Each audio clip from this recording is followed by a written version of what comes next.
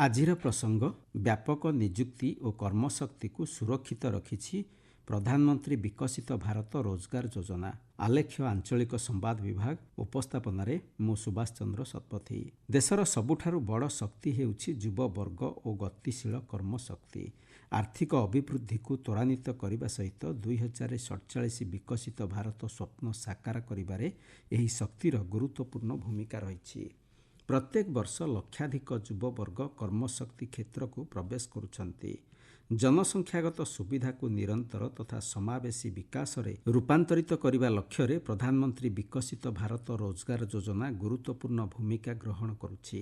ଏହାଦ୍ୱାରା ସାମାଜିକ ସୁରକ୍ଷା ସୁନିଶ୍ଚିତ ହେବା ସହ ନିଯୁକ୍ତି କ୍ଷେତ୍ର ମଧ୍ୟ ବ୍ୟାପକ ହେଉଛି।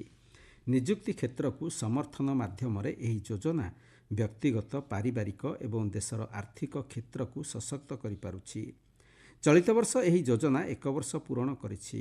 ଗତ ବର୍ଷ ଅଗଷ୍ଟ 1ରେ ଦେଶବ୍ୟାପୀ 2 ବର୍ଷ ପାଇଁ ଏହି ଯୋଜନାକୁ କାର୍ଯ୍ୟକାରୀ କରିବା ଲକ୍ଷ୍ୟରେ ଆରମ୍ଭ କରାଯାଇଥିଲା।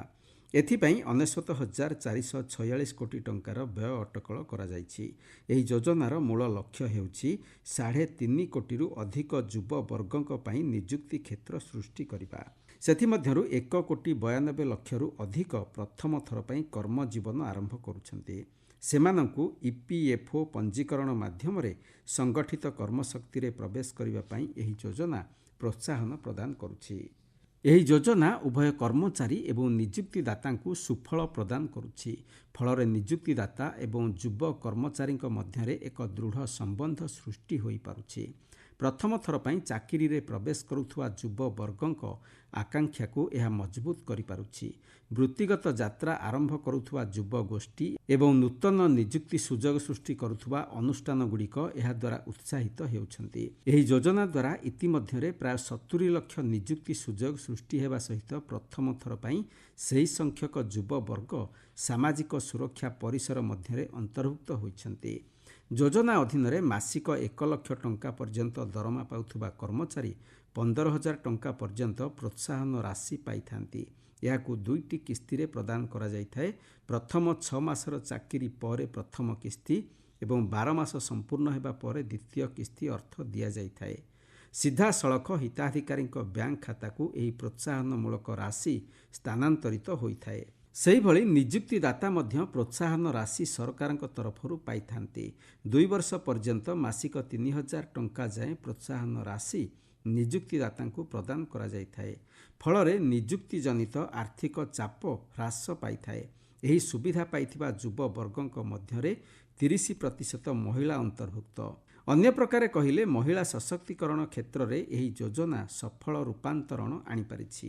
ଆକଳନ ଅନୁଯାୟୀ ଇତିମଧ୍ୟରେ ପ୍ରାୟ 20 ଲକ୍ଷ ଯୁବକ ଯୁବତୀ ସେମାନଙ୍କର ପ୍ରଥମ ଚାକିରିର 6 ମାସ ପୂରଣ କରିସାରିଲେଣି।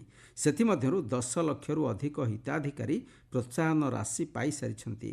ଏ ବାବଦରେ 2,000 କୋଟିରୁ ଅଧିକ ରାଶି ସିଧାସଳଖ ସେମାନଙ୍କ ବ୍ୟାଙ୍କ ଖାତାକୁ ସ୍ଥାନାନ୍ତରିତ ହୋଇସାରିଛି। ସ୍ୱଚ୍ଛ, ଦକ୍ଷତା ସମ୍ପନ୍ନ ଏବଂ ପ୍ରଯୁକ୍ତିବିଦ୍ୟା ଆଧାରିତ କାର୍ଯ୍ୟାନ୍ୱୟନ ଦ୍ୱାରା ଏହି ଯୋଜନା ଅଧିକ ସୁଦୃଢ଼ ହୋଇଛି।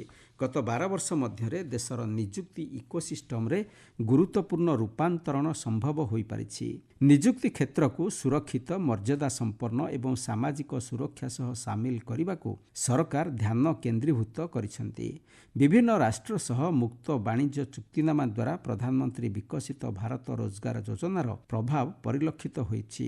କାରଣ ଚୁକ୍ତିନାମା ଦ୍ୱାରା ନୂତନ ବଜାର କ୍ଷେତ୍ର ସୃଷ୍ଟି ହେଉଛି ଏବଂ ଉତ୍ପାଦ ଓ ରପ୍ତାନି କ୍ଷେତ୍ର ବୃଦ୍ଧି ଯୋଗୁଁ ଦକ୍ଷ ମାନବ ସମ୍ବଳ ମଧ୍ୟ ଆବଶ୍ୟକ ପଡୁଛି। ଏହି ଯୋଜନା ମାଧ୍ୟମରେ ଏହିସବୁ ବ୍ୟବସ୍ଥା ଅଧିକ ବ୍ୟାପକ ଓ ଗତିଶୀଳ ହୋଇପାରିଛି। ଏକ ଦେଶ ଏକ ବିଶ୍ୱ ଦୃଷ୍ଟିକୋଣ ଆଧାରରେ ସଫଳତାର ସୀମା ବ୍ୟାପକ ହୋଇଚାଲିଛି। ପରିଶେଷରେ ଏତିକି କୁହାଯାଇପାରେ, ବିକଶିତ ଭାରତ ଆଡ଼କୁ ଯାତ୍ରା କେବଳ ନିବେଶ ନୁହେଁ ବରଂ ପ୍ରତିଭା, ଦକ୍ଷତା ଏବଂ ନବସୃଜନର ଶକ୍ତି ଦ୍ୱାରା ପରିଚାଳିତ ହେବ। ଭାରତ ଉପରେ ବିଶ୍ୱ ସ୍ତରରେ ବହୁ ଆଶା ଉଜ୍ଜୀବିତ ହେଉଛି।